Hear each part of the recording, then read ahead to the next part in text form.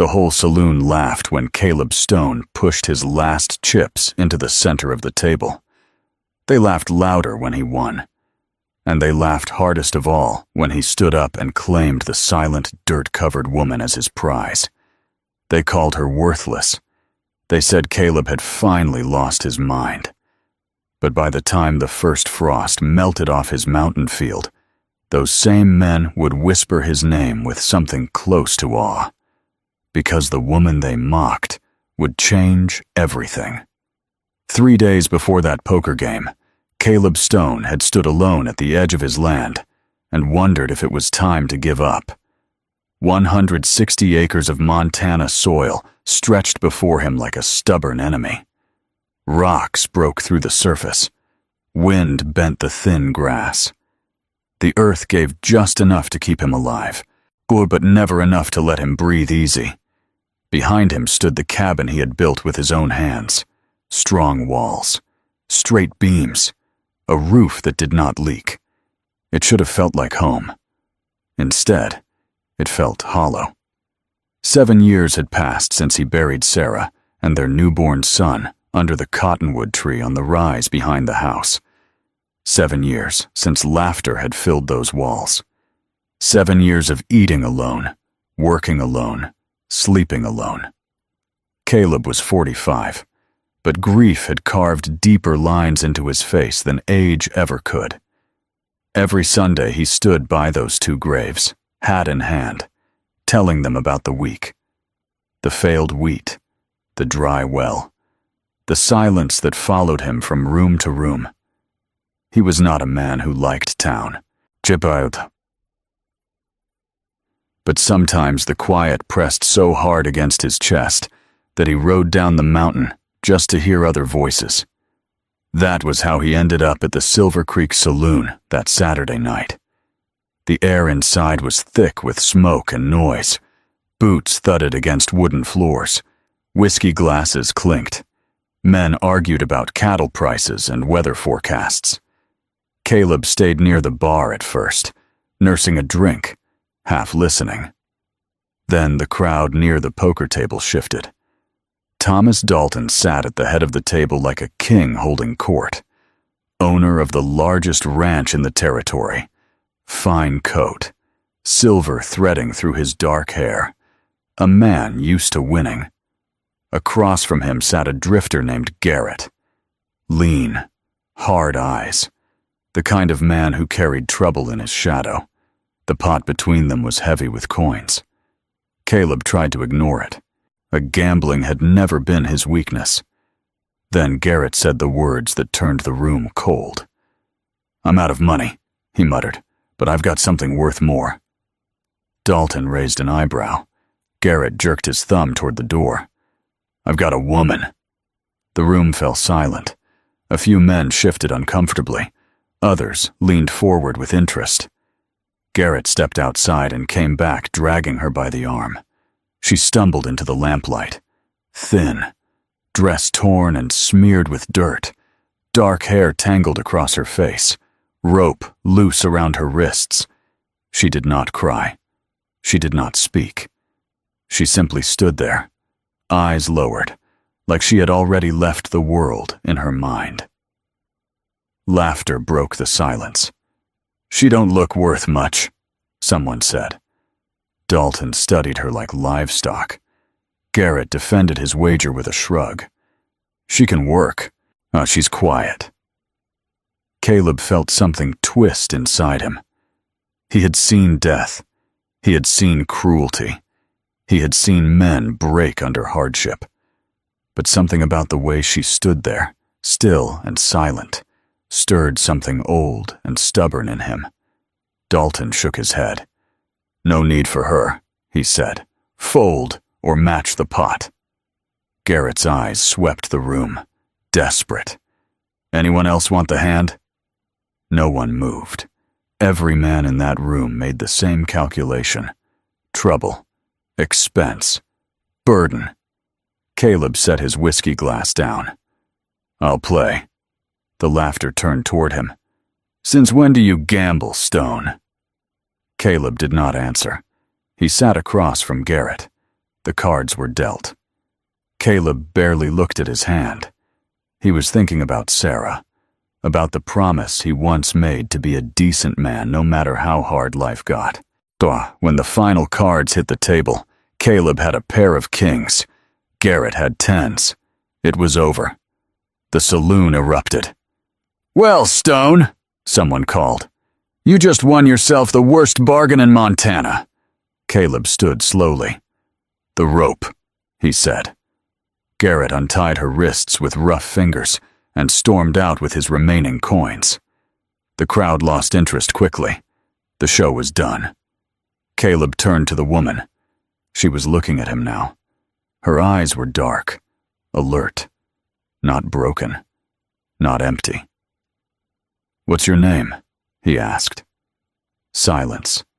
Then, softly, "Eleanor." "Eleanor," he repeated. "I'm Caleb Stone. I've got a homestead in the mountains. It's not much, but you'll be safe there. That's all I can promise." She searched his face like she was waiting for the trick. Finally, she nodded once. Caleb removed his coat and draped it over her shoulders. They stepped out into the cold Montana night. Stars filled the sky. The mountain road waited ahead. He helped her onto his horse and climbed up behind her. As they rode toward his lonely cabin, laughter still echoing in his memory, Caleb wondered what he had just done. He had not meant to change his life that night. He had only meant to do the right thing.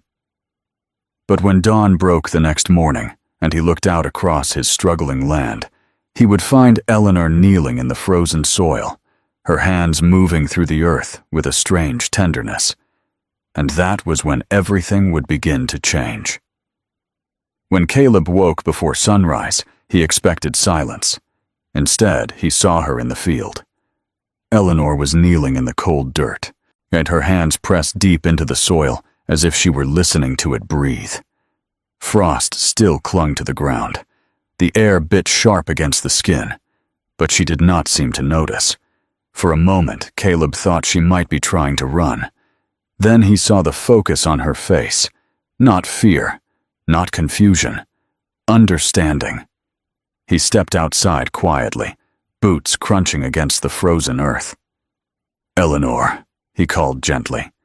She looked up fast, almost guilty. "I'm sorry," she said. "I should have asked." "For what?" She gestured to the field. "For touching your land."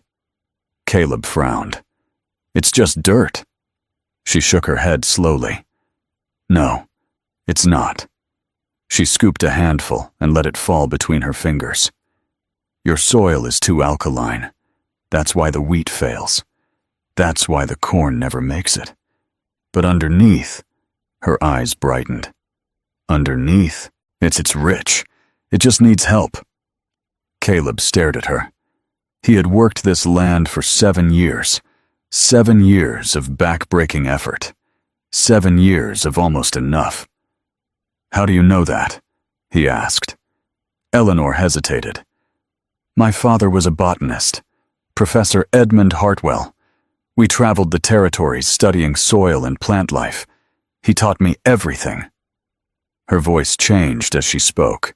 It grew steady, strong. "Plants speak," she said softly. "You just have to know how to listen." Caleb felt something shift inside him. This was not a broken woman. This was not something worthless. This was knowledge wrapped in bruises. "Can you fix it?" he asked carefully. Eleanor looked across the rocky land, measuring it. "Yes," she said, "but you have to stop fighting it." That day, everything changed. What instead of straight rows carved by stubborn pride, Eleanor had him dig circular beds. She planted crops close together instead of spread apart. "Companion planting," she explained. "Some plants feed the soil. Others protect their neighbors. They're meant to grow together." She pulled a small leather pouch from her pocket. "Seeds. Dozens of them." "My father collected these," she whispered. "Hardy strains. Rare varieties, built for harsh land. Caleb watched her press them into the earth like they were treasure. For the first time in years, hope felt real. Weeks passed. Green shoots pushed through soil that had refused him for 7 long seasons. Then more. Then more. The field that once mocked him began to bloom. Potatoes, thick and heavy. Beans climbing strong. Squash spreading wide across dark earth that now looked alive. When Caleb loaded his wagon and rode into town, the settlement went quiet. Men gathered around his produce in disbelief. "Stone, what did you do?" Caleb glanced at Eleanor, who stood quietly beside him. "She did," he said simply. Word spread fast. Settlers rode up the mountain asking questions, begging for advice. Eleanor never turned anyone away. She knelt beside strangers' gardens the same way she had knelt in Caleb's field that first morning. Teaching, explaining, sharing seeds. For the first time, Caleb's land did not feel like a graveyard. It felt like a beginning. But not everyone was pleased. Thomas Dalton had been watching. He saw the wagons lining up at Caleb's homestead, saw struggling farmers improving their land, saw influence shifting. And he did not like it. One evening, a rider brought news. "Dalton's asking about her," Mr. Polson said grimly, digging into her past, saying knowledge like hers shouldn't be wasted on a small farm. Caleb's jaw tightened. "She's not for sale." Polson shifted uncomfortably. "He's talking to the territorial judge, claiming the poker game might not have been legal." Eleanor's face went pale. "He wants control," she whispered. "He doesn't care about me. He cares about what I know." Caleb stepped closer to her. "You're not property," he said firmly. "You're my partner, and you're here because you chose to be." She looked at him then, really looked at him. "Then marry me." The words surprised them both. Caleb blinked. "What?" "If we're married," she continued, steady now. "He can't argue I'm being held illegally. I'll have protection. A legal standing." This was not romance under candlelight. This was survival. But Caleb did not hesitate. "Tonight," he said. They rode to Silver Creek under a sky full of cold stars. The justice of the peace married them in his parlor. No flowers, no celebration. Just vows spoken quietly between two people who needed each other more than they could admit. When Caleb slipped a simple gold band onto her finger, Eleanor's hands trembled. Not from fear, from belonging. They rode back to the mountain as husband and wife.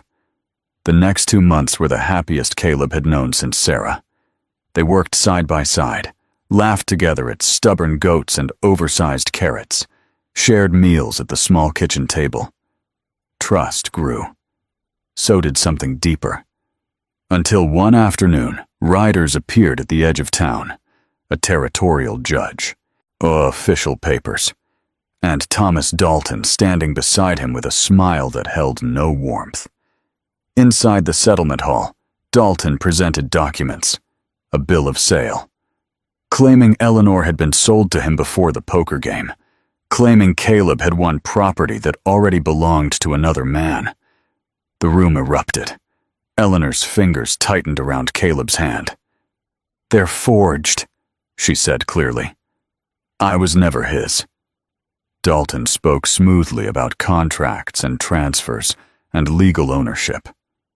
Ownership. The word hung in the air like poison. Judge Blackwood frowned. "There will be a hearing," he said.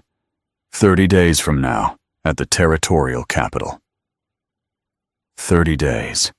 To prove she was not property. To prove a powerful man was lying. To protect everything they had built.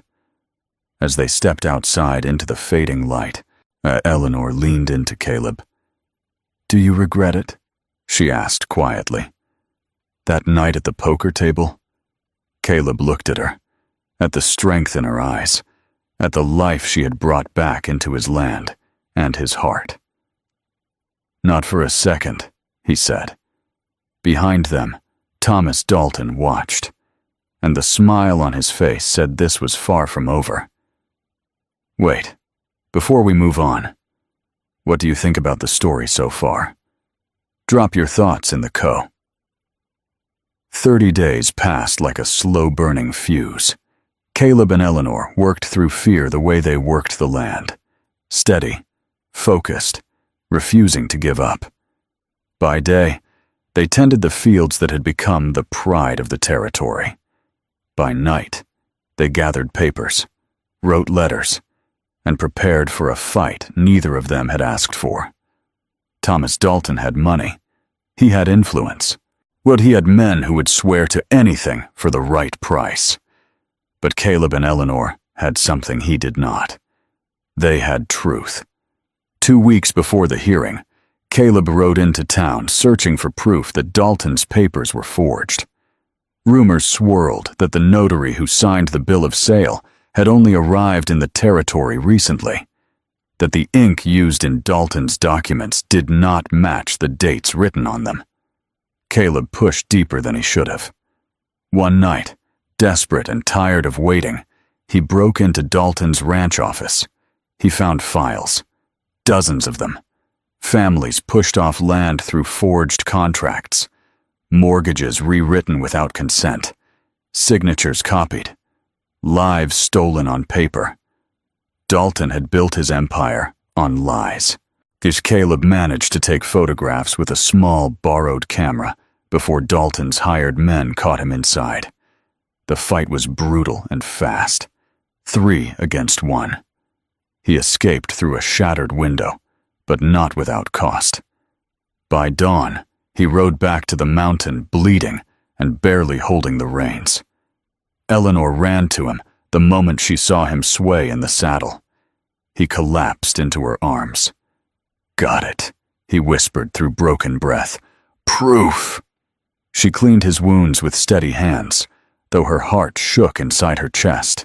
His ribs were cracked, his shoulder bruised deep purple. But he was alive, and they now had evidence. Dalton responded with intimidation. 6 armed riders appeared on the ridge overlooking the homestead. They did not approach. They did not speak. They simply watched.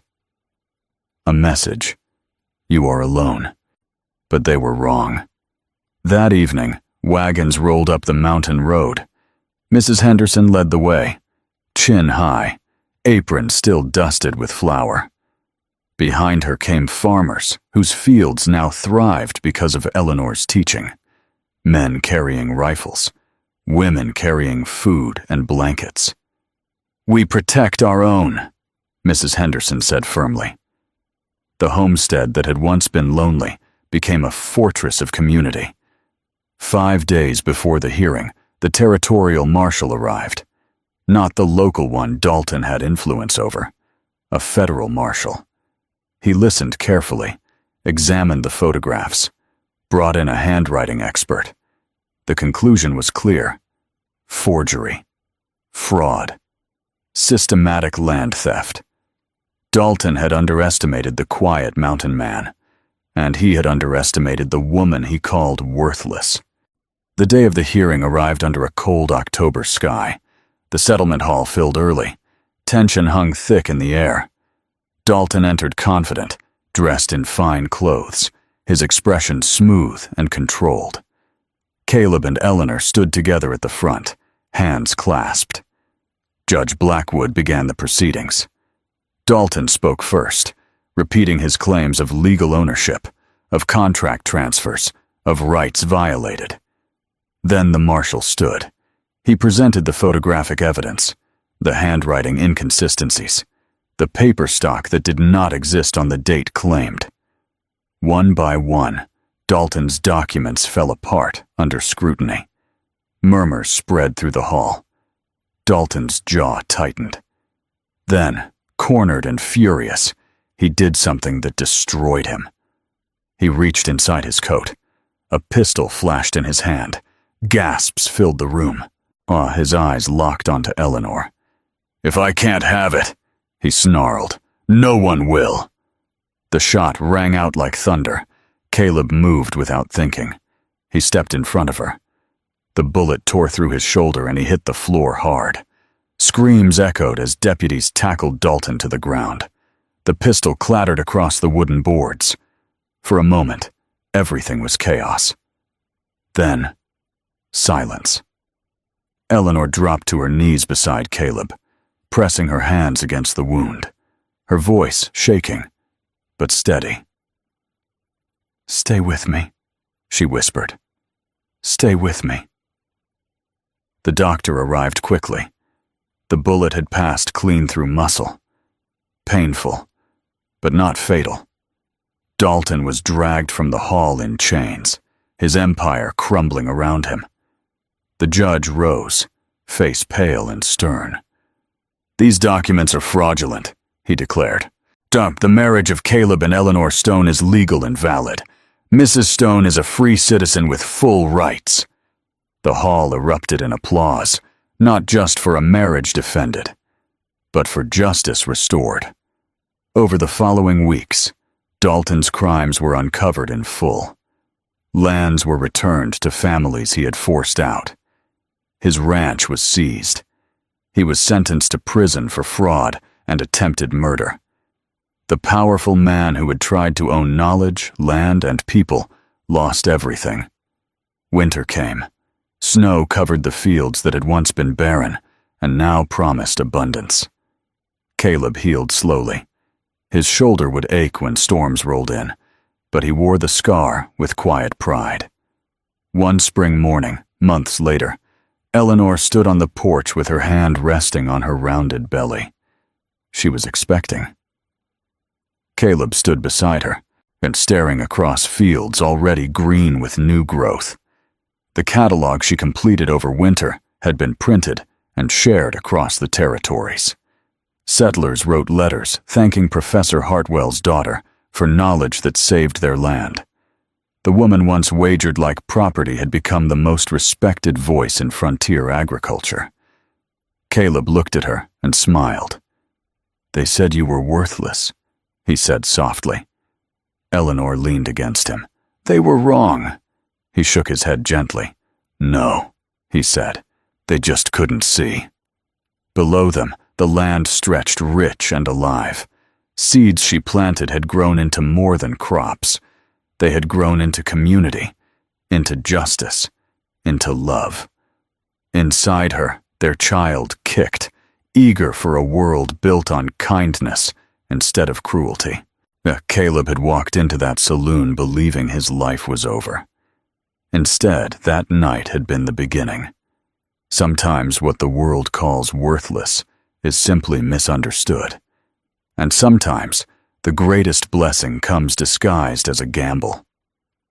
As the sun rose over the Montana mountains, Caleb wrapped his arm around Eleanor, and together they looked at the life they had built from nothing but dirt, courage, and the simple choice to do what was right. It was enough. More than enough. I'm really curious to know,